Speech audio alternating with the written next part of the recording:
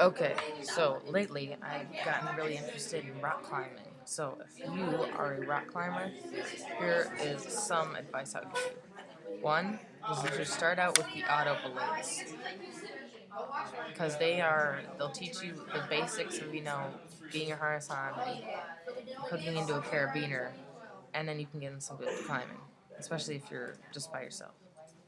And then if you feel like you want to advance farther, you try top roping, and it takes two people, one person to belay you, and there is an anchor positioned at the top of your climb.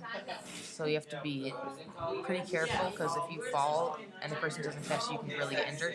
But it is easier than the next climb, technique I'm going to tell you about, which is lead climbing. Lead climbing, basically when you're going up a wall and you have a rope attached to you and you clip it into a carabiner, so if you fall, you only fall as far as the last carabiner.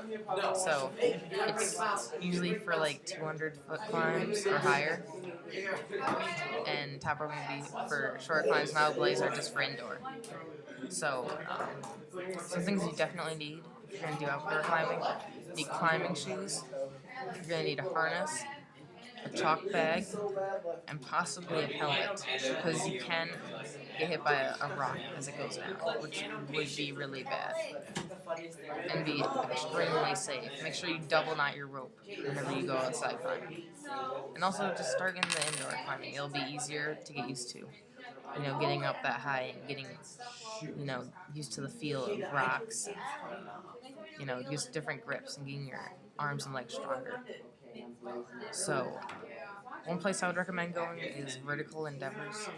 It's a climbing place in St. Paul and Minneapolis, Warrenville, Illinois, and Duluth.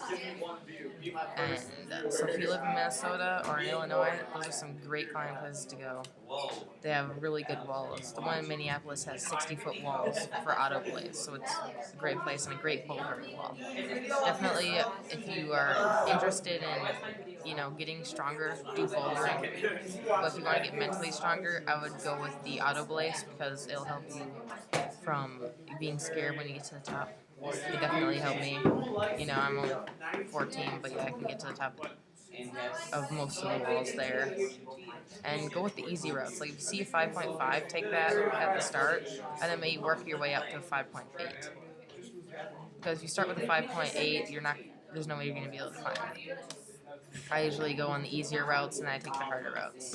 Sometimes I mostly don't even go on a route. I just find it better if I can figure out my own way to climb, because that's what you're going to be doing on the rock anyway, so there's no point in having a route unless you want to really challenge yourself. That's something you would want to do. But those are some of my positions on rock climbing.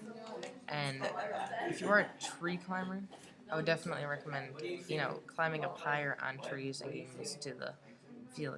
You're putting a lot of weight on your fingers, because that's a lot of the weight that you put on in rock climbing is on your dominant hand's forefingers. So you got to be really careful because you can injure them if you have a certain hold and you take the hold. It's like really thin, so you hold it like this. It may be easier, but you're going to want to hold it like this, because this will cause less injury than this, because this will strain your fingers really badly. A lot of beginning climbers make that mistake. I know I have, and I'm probably gonna make it next time I go. But just get in touch with your local climbing place and definitely find some friends who climb with. Because if you don't find friends, it's not going to be half as fun. Trust me. They definitely give you encouragement, and you can climb right next to your friend, which is a lot easier, and it's just a lot more fun. So, see you guys in the rock climbing world.